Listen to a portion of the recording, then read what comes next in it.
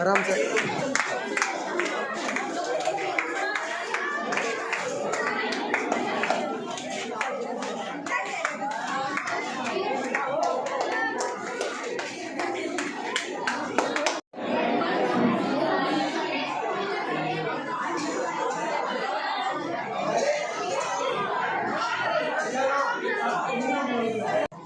विदाई शब्द ही बेटा बहुत ऐसा शब्द है कि भावुक होना पड़ता है। आपका व्यवहार चाहे जैसा भी रहा, लेकिन ये शब्द ही ऐसा है कि दिमाग में आने के बाद में मन में एक अजीब सी फीलिंग आती है कि पता नहीं इनमें कौन सा बच्चा विद्यालय में रहेगा, पता नहीं कौन सा बच्चा किस विद्यालय में जाएगा। ये सोचकर मन थोड़ा व्यथित होता है। लेकिन आप सभी के लिए मेरी शुभकामनाएं हैं, चाहे इस विद्यालय में रहें या किसी भी विद्यालय में जाएं, आपका भविष्य सुनहरा हो, उज्जवल हो और आप अपने जीवन की एक अच्छी ऊंचाई पर जाएं, जहां पर पहुंचने के बाद में आपके माँ बाप को गर्व हो, हमें गर्व हो, इस विद्यालय के समस्त अध्यापक अध्यापिकाओं को आप पर गर्व हो। कार्य भी आप अपने जीवन में ऐसा करें, चाहे जिस क्षेत्र में जाएं, चाहे जिस पड़ाव पर जाएं, कार्य आपका ऐसा होना चाहिए कि आपको हम लोग याद करें और आप भी ऐसा काम करिए कि आपके माँ बाप को आप पर गर्व हो। बेटा, जीवन में कभी ना कभी पड़ाव जरूर आता है कि किसी ना किसी को विदा करना पड़ता है, चाहे किसी अध्यापक को विद्यालय से विदाई देनी पड़े, चाहे बच्चे को या बच्ची को, लेकिन ये पल बड़ा भावुक होता है। आप लोग तो हाई स्कूल में हैं, जिस दिन इंटर की विदाई थी, बेटा मैं कुछ शब्द बोल पाया, उसके बाद में अपने आप मेरा गला रूंध गया और बोलने का मन नहीं हुआ। बैठे बैठे मैं मन ही मन खूब रोया, क्योंकि तमाम बच्चे ऐसे थे जो 5 साल की आयु से यहाँ पढ़ रहे थे और वो विद्यालय से जा रहे थे। सोच करके ही मन द्रवित हो रहा था कि आज के बाद में इन बच्चों का दर्शन साथ कभी पाऊँ।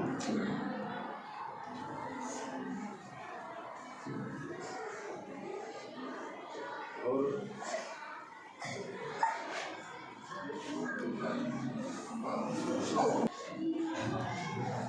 आप जिस कलेक्टर कभी हो जाएंगे जीवन में, कलेक्टर ब्यूरोक्रेसी में जाएंगे तो रोती हुई महिला आपके पास आएगी कि मेरा ये उन्होंने मुझे मारा या कुछ मेरा ऐसा हाथ दिया है या बहुत से घटना होगी, वहाँ पे आपको इमोशनल इंटेलिजेंस का उपयोग करना है।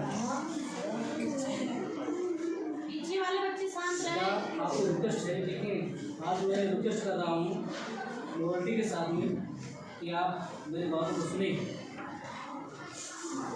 सुनेंगे तो कुछ माइंड में कंसीव करेंगे, कुछ कंसीव करेंगे तो कुछ यहाँ अचीव करेंगे ना। जब माइंड में कंसीव करेंगे तभी यहाँ अचीव होगा। कुछ सुनिए, कुछ विदा तो आप हम कर ही नहीं रहे हैं, देखिए एक आशीर्वाद दे रहे हैं। जैसे कोई जो सैनिक कार्य युद्ध में जाता है या मैदानी जंग में जाता है तो उसको आशीर्वाद दिया जाता है, तिलक समारोह किया जाता है। उसी तरह हम आपके गुरुजन आपको तिलक के रूप में एक आशीर्वाद स्वरूप हृदय से हम लोग आशीर्वाद दे रहे हैं कि आप जो बोर्ड की परीक्षा है, जो मैदानी जंग है, इसमें आप बहुत बेहतर परफॉर्मेंस करें। बेहतर परफॉर्मेंस तभी होगा जब आप सुनियोजित ढंग से लड़ाई कैसे करेंगे। आपके पास जो व्हीकल्स है, औजार है, नेल्सन मंडेला ने कहा था कि औजार शिक्षा रूपी ऐसा औजार होता है कि सारे दुनिया को बदला जा सकता है। ओनली एजुकेशन, महात्मा गांधी का परम अनुयायी था, परम भक्त। शिक्षा ऐसा औजार है कि पूरे दुनिया को ये बदला जा सकता है।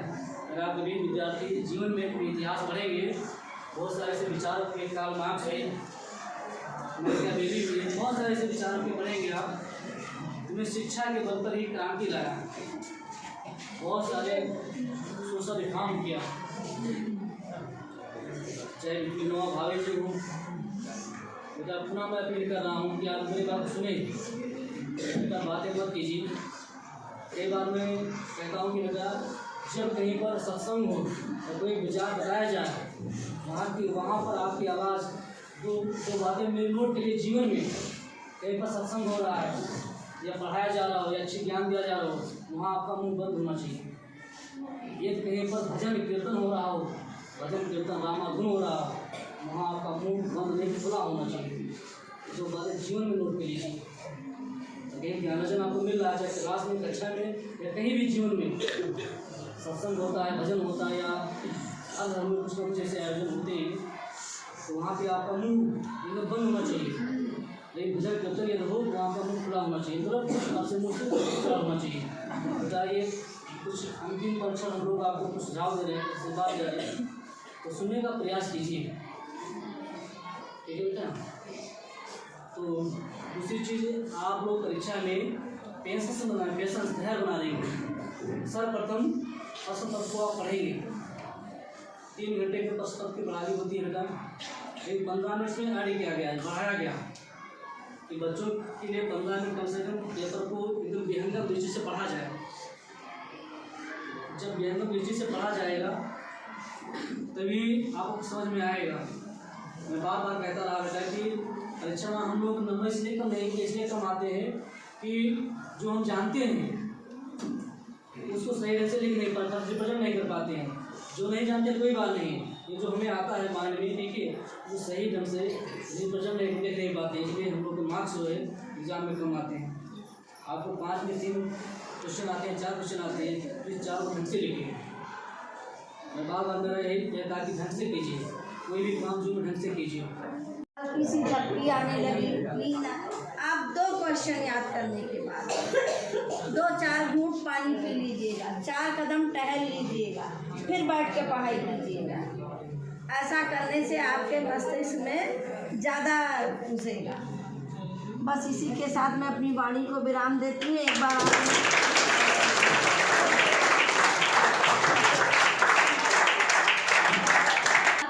Imagination is more powerful than knowledge. किसी भी चीज़ के लिए सबसे पहले कल्पना ही की गई होगी, तब उसके बारे में ज्ञान और नॉलेज आया होगा। इसलिए इमेजिनेशन आपके जीवन में बहुत ही आवश्यक है। अभी आपकी क्लास में लगभग मैंने 1-1.5 घंटा समय बिताया। आप लोगों ने अपनी बहुत सी बातें शेयर की हमसे। उसमें कुछ बच्चे निगेटिविटी को प्रदर्शित कर रहे थे कि उनके मन में ये भावनाएं थी कि कहीं कुछ हो ना जाए। तो इसके लिए सबसे पहले हम आपसे ये कहना चाहेंगे कि बहुत अच्छी इमेजिनेशन कीजिए, जैसे कि आपको इतने नंबर लाने हैं, और जब आपकी इमेजिनेशन वैसी रहेगी तो आपका ब्रेन आपसे वैसा ही वर्क करवाएगा। तो जिन बच्चों के मन में ये ख्याल हो कि कहीं हम फेल ना हो जाए, तो सबसे पहले वो अच्छी इमेजिनेशन अपने माइंड में क्रिएट करें, और जब वो अच्छी इमेजिनेशन आपके माइंड में क्रिएट हो जाएगी तो ऑटोमेटिक